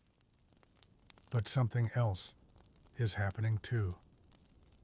quiet, stubborn defiance in the form of art storytelling and empathy. In Tel Aviv, an Israeli filmmaker releases a short documentary about a Gazan puppeteer. In Rafah, a teenage girl writes poems about sunflowers pushing through cement. And it's not all one-sided. Some Palestinians criticize Hamas, openly, carefully, of course. They question leadership, question strategy, question why their futures feel so stuck. One student writes an op-ed called Dreaming Beyond Survival. It doesn't make the front page, but it circulates anyway. That's how hope tends to travel here, in whispers, not waves. You sip tea with a university professor who once studied in Cairo. He teaches political science now, but half his class has dropped out. Some to fight, some to flee, some just vanished. He shrugs and says, "History teaches us everything and nothing." You remember a phrase from an earlier section, "We refuse to be enemies." It echoes more now. It's printed on a sticker inside a cafe bathroom mirror right above the sink, where a barista washes lipstick off borrowed cups. And then, just when you think you've grown numb, something cracks you open again. Maybe it's the video of a child pulling her little brother from rubble. Maybe it's the grandmother who walks 12 blocks with a basket of bread because her neighbors are sheltering in place. Or maybe it's the way a mosque and a synagogue in different cities both set up soup kitchens during Ramadan and Passover. No headlines, just hunger met with kindness. The geopolitical players stay complicated. Iran, the U.S., Egypt, Qatar, the UN, each pulling strings, releasing statements, arranging talks. Historians still argue whether these external actors help stabilize or inflame the situation. The answer depends on the decade and the interpreter. And speaking of interpreters, language is a battlefield too. The word terrorist can depend on who's speaking. Resistance wears different uniforms. Even border means different things to different maps. You begin to wonder if definitions are the real minefields. But here's a quieter truth. Most people on both sides are tired. Not defeated, not resigned, but tired. Tired of grief, of waiting, of explaining, of watching their kids grow up, knowing what drone buzzes mean. And still they plant gardens. Still they celebrate weddings. Still they build sandcastles at the beach between ceasefires. Because life in Gaza and Israel is not just trauma. It's not just rubble and sirens. It's laughter over coffee arguments about soccer, long phone calls with cousins abroad. It's little girls in polka dot dresses learning French verbs. It's old men in folding chairs playing chess with bottle caps. And every so often, something miraculous happens. A child survives. A building reopens. A truce holds. A story spreads small, beautiful, defiant. Like a flower pushing through asphalt. You sit again, back to the wall, and hear the call to prayer rising over the rooftops. In the distance, church bells answer not in harmony, but in coexistence. And for a moment, just a heartbeat, the city exhales. You know it won't last. But in this place, even fleeting peace is worth its weight in gold. Birth of Israel, loss of Palestine, independence for some, exile for others, and a conflict that won't nap. You turn your gaze toward Gaza itself, now this tiny strip of land, barely the size of Las Vegas, wedged between Israel, Egypt, and the Mediterranean Sea. The name alone conjures headlines, images of smoke and ruin, but you step past the smoke to see what lies underneath. Streets hum with mopeds, fruit vendors, and the resilient chatter of people simply trying to live. Gaza is one of the most densely populated places on earth, and you feel it tight alleyways, high-rises built from ambition, and rebar neighbors talking through windows just meters apart. There's a rhythm to it, a heartbeat that persists through blockade blackouts and bombardment. And yes, there's the blockade. Israel controls most of Gaza's airspace, coastline, and border crossings. Egypt guards the south. Every item entering Gaza is inspected, tracked, approved, or denied. Historians still argue whether the blockade is a necessary security measure or a form of collective punishment. But whatever it is, it shapes daily life, like gravity. You wait in line at a checkpoint, sun hot on your neck. It's not even for travel, just for flour. Inside the grocery store, shelves are part full and part rumor. Someone heard toothpaste might come in next week. Someone else hoards candles for the next power outage. You overhear a mother explaining to her child that the flickering lights are not ghosts, just the grid failing again. But Gaza isn't only a cage. It's also a forge.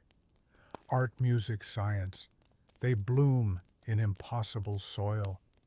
You visit a classroom where students build drones out of scrap electronics. You sit in on a workshop where poets translate Emily Dickinson into Arabic. And across a battered rooftop, a young man paints murals of birds flying out of prison bars. Even the sea isn't just a border, it's a horizon. Fishermen still cast their nets, dodging Israeli naval patrols that sometimes fire warning shots, or worse. One morning, you help haul in a net and find it tangled with plastic bottles and a single octopus. It's not enough to feed a family, but it's something. In Gaza, something is often enough to keep going. Still, the price is steep. Gaza's youth unemployment rate hovers near 70%. Marriages are delayed, emigration dreams multiply. And yet, weddings still happen. Hope doesn't need permission. You sit with a tailor who once made suits for a luxury hotel in Jaffa. Now he sews school uniforms by candlelight. He shows you a faded photo of his shop before a missile strike turned it to cinders. He smiles, shrugs, and says, "We stitch what we can." And all around you, the children, playing soccer with a punctured ball, skipping rope between ruins, drawing their dreams in chalk on broken sidewalks. One girl draws a house with a son, a cat, and a tree. You ask if it's her home. She says, it's the next one. This one's too loud. Outside observers often treat Gaza as a footnote to Israel-Palestine, or as a problem to solve, or as a talking point. But you sit with a teacher who says, softly, we are not a problem. We are people. That should be enough. In Israel, the view is different, but the fear is real. Cities like Ashkelon and Sderot lie just a few kilometers from Gaza's border, within rocket range. When alarms blare, families have 15 seconds to reach shelter. Children know the drill by heart run, don't scream, keep your head down. Some kindergartens are reinforced bunkers. The trauma seeps in like water through old stone. You talk to an Israeli mother who says she wants peace more than anything, but she won't risk her child's life for it. Her cousin died in a bus bombing during the Second Intifada.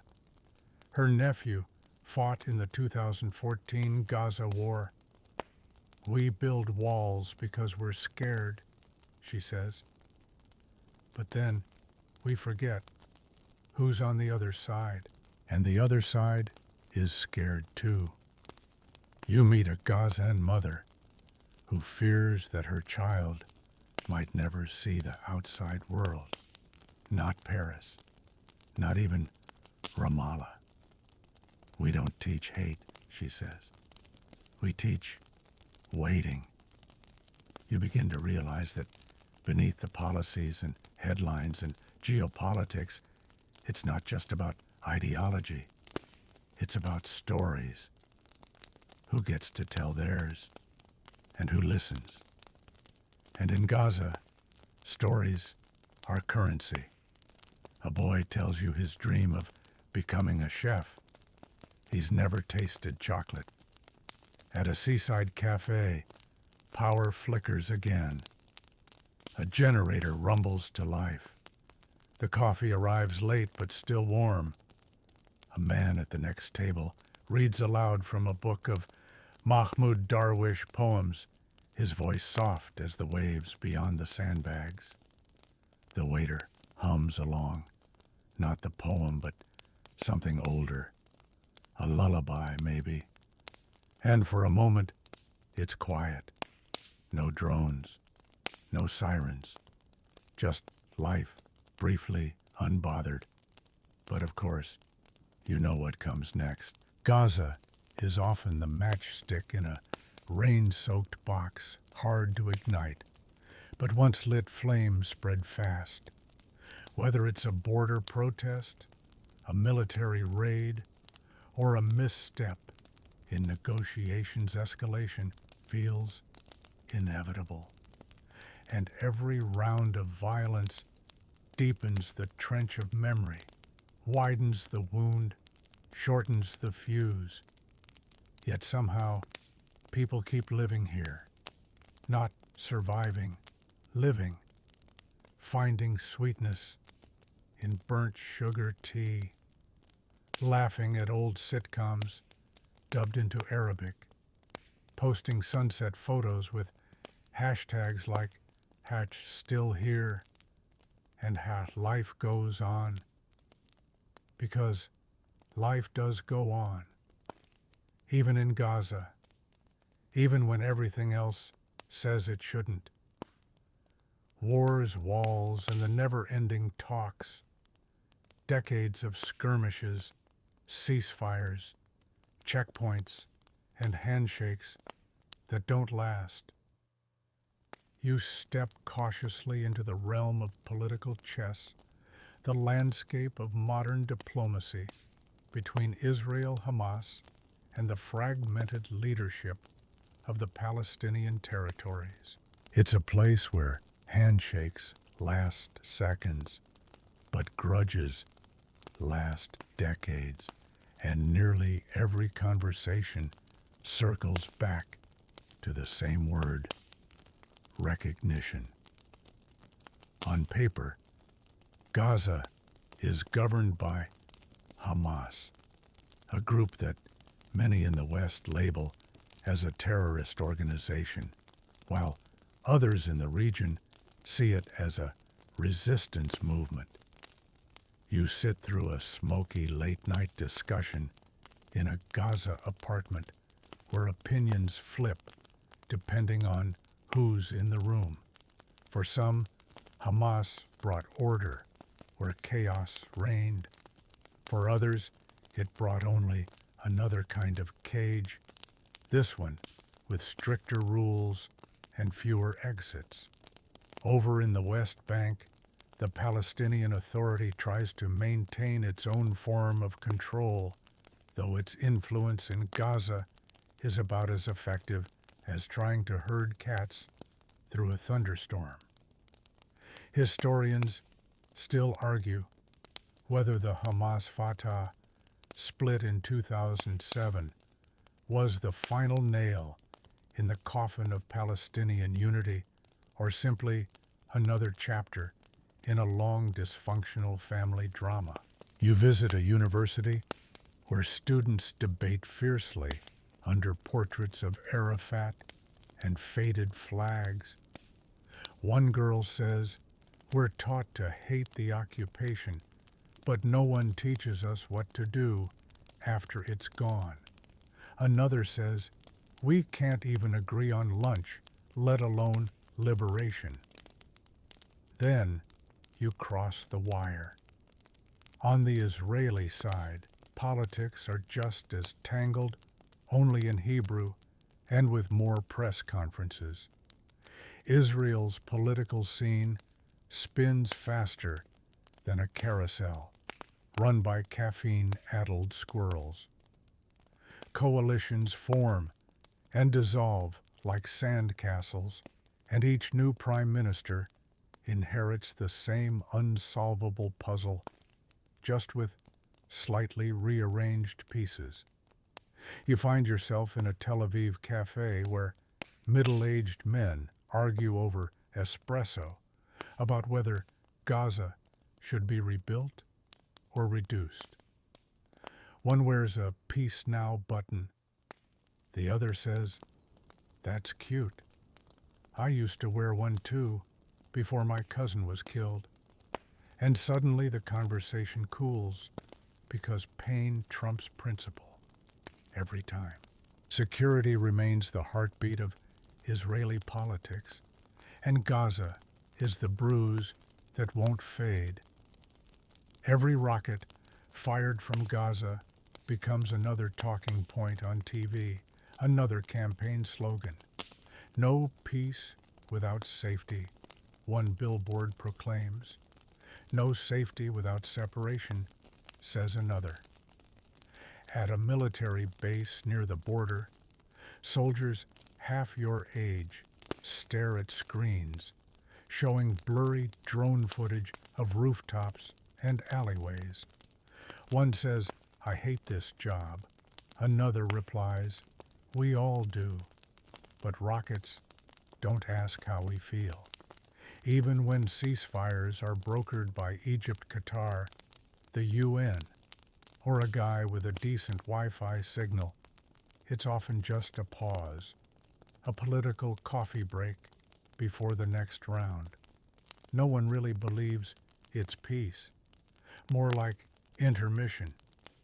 You meet a journalist in Jerusalem who says, "We recycle headlines here. I can just change the date and maybe a few names." You ask how they stay hopeful. They shrug. Hope's overrated, but good hummus helps. Internationally, Gaza is the elephant in the diplomatic room. Governments tiptoe around it, issue statements like deep concern and calls for restraint, and then move on. The United Nations votes, the votes are vetoed, and the wheel keeps turning. The United States plays both referee and sponsor, depending on the day. And Europe, well, Europe writes letters. One afternoon, you watch a live feed of the UN Security Council. They're debating Gaza again, and the translator sounds sleepy. The Russian delegate sighs. The American raises her eyebrow. The Palestinian representative tells a story about his grandmother's olive tree. The Israeli speaks of a child killed by shrapnel. You realize these are all true, and they all hurt. But the system isn't built for healing. It's built for maintaining balance, however fragile. Like a scale made of cobwebs and borrowed time, even humanitarian aid gets caught in the gears. Convoys of food and medicine get delayed by border checks, paperwork, or political whims. A crate of insulin can take longer to cross than a scandal takes to trend on Twitter. And somehow the people in need always wait the longest. Still, not everyone has given up. You meet an aid worker in Rafah who's been crossing the border since the 90s. He says, every year it gets harder. Every year I come back. You ask why. He points to a child clutching a notebook because she's still learning. And then there are the peace initiatives, the grassroots efforts, the joint tech startups between Israelis and Palestinians, the shared art exhibits, the stubborn dreamers who believe borders are just lines we haven't finished erasing. You sit in on a Zoom call where a rabbi, an imam, and a secular teacher discuss school programs for mutual understanding. It sounds like the start of a joke, but it's real and beautiful, but fragile. Always fragile. You remember something an old man in Gaza told you? Peace is like bread, easy to eat, hard to bake. And he's right. Everyone wants peace. No one agrees on the recipe. So the region waits stuck between outrage and exhaustion, trapped in a cycle that feels ancient, yet somehow freshly absurd. Both sides carry the scars of history like family heirlooms, and both are haunted not just by what's happened, but by what might never happen. But even here, in the most hardened corners of conflict, you spot tenderness. A soldier helping an injured Palestinian boy, a Gazan family lighting candles and singing through the shelling, a mural painted on a blast wall, two hands reaching across barbed wire, because politics may play rough, but people somehow still reach for one another, still cook, still dance, still argue over soccer teams. And in a region where the land remembers every footprint, even the smallest kindness leaves a mark. Still sacred, still split. You drift through a land where every stone has a side, and peace feels just out of reach. The night has deepened now, and you've traveled far through dusty scrolls and fresh headlines, through heartbreak and habit. But before you drift off, there's one last piece to fit in this 1,000-year puzzle. Why the tension persists, despite every speech treaty or well-meaning olive branch. It's not just politics, it's narrative. You sit at a quiet rooftop in Jerusalem, where the call to prayer mingles with church bells and the clink of wine glasses from a nearby cafe. Below you, the old city lies like a storybook whose pages have been dog-eared by a dozen empires. Everyone tells their version. Everyone thinks theirs is the original print. Israel, for many, is a rebirth, a return to ancestral soil, hard-won after the trauma of the Holocaust. For many Palestinians, it's the wound that never closed.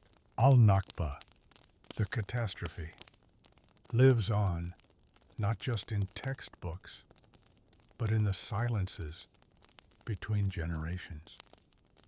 A grandmother pauses when you ask about her childhood.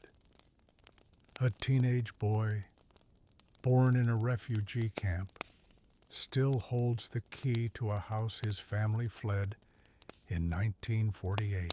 And that's the heart of it. Both sides carry stories too painful to put down. Historians still debate whether peace processes fail because of borders or because of memory. But every negotiation eventually slams into identity, into dignity, into loss. Even names are loaded: East Jerusalem, or Al-Quds, security fence, or apartheid wall, Judea and Samaria, or the West Bank language becomes land, and land becomes legacy. You wander through Hebron, where Israeli settlers and Palestinian residents live in uneasy proximity. On one street, children wave Israeli flags. On another, they paint Palestinian ones on stones. Between them, a soldier leans against a wall, eyes scanning both sides, and somewhere overhead, a drone hums. In some places, they build parallel schools, not just separate classrooms, entire curriculums that never overlap. One history lesson teaches heroism, the other teaches displacement, and both are true depending on where you're born. You visit a museum where a dusty exhibit describes a village erased after 1948. The guide calls it necessary. You ask him what happened to the people. He shrugs. They left. You meet a woman whose family once lived there. She says, "We were pushed." The truth is a tug of war, and memory is the rope. Still, there are moments that whisper a different story. A Jewish and Arab choir rehearses in a rented hall. Their harmony stumbles over lyrics, but not for long. A peace activist hands out fig saplings along a demolished fence line. A professor, Israeli, tells you over coffee, it's not about guilt, it's about responsibility. And yet, the ground keeps shaking. Gaza flares the West Bank, burns the headlines. Refresh. A new ceasefire. A new funeral. A new round of blame. International leaders say, now is the time for calm. Locals roll their eyes. Calm never lasts. The pain is cyclical, like seasons only, without the flowers.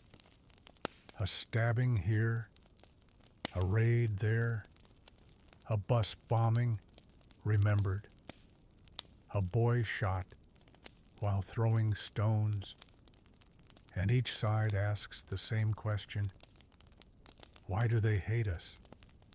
But it's not always hate. Sometimes it's fear, sometimes it's weariness. Often it's simply inherited trauma passed down like a family name. You meet a teenage girl who says, "I just want to swim in the sea, but I don't think I'll ever leave the checkpoint." In this region, checkpoints are physical, but also emotional.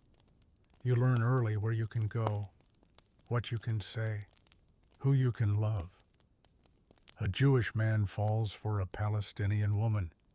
Their parents don't speak for months. When asked why, they both say it's complicated. And it is. But not always. Sometimes it's simple. You walk into a bakery in Jaffa where the Jewish and Arab owners share coffee over warm kanafe. You ask how they make it work. They laugh. We both like sugar, one says, and we both hate Mondays. And there it is, humanity stubborn as a cactus in the desert. You visit a hilltop overlooking Ramallah. In the distance, the lights of Tel Aviv shimmer like stars spilled sideways. Between you and them lies a wall, a literal towering wall. But the wind doesn't care. It crosses freely, brushing against both cities without checking ID. You ask yourself, will there ever be peace? Maybe. Maybe not in the grand Nobel Prize sort of way, but maybe in moments, a shared laugh, a book traded a meal, split under curfew. Peace isn't always a treaty. Sometimes it's a tiny decision not to hate. And maybe that's enough for now.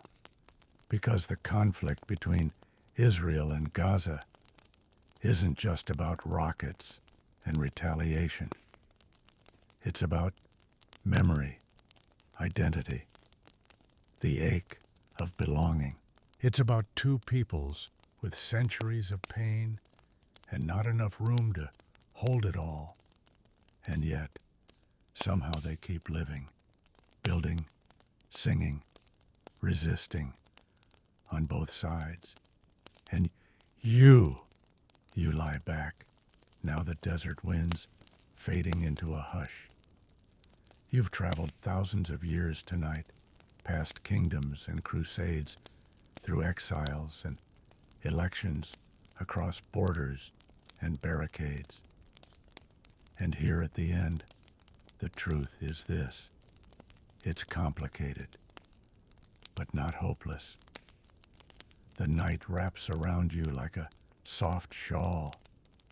Your mind is still walking those ancient streets, but your body knows it's time to rest. You breathe a little slower.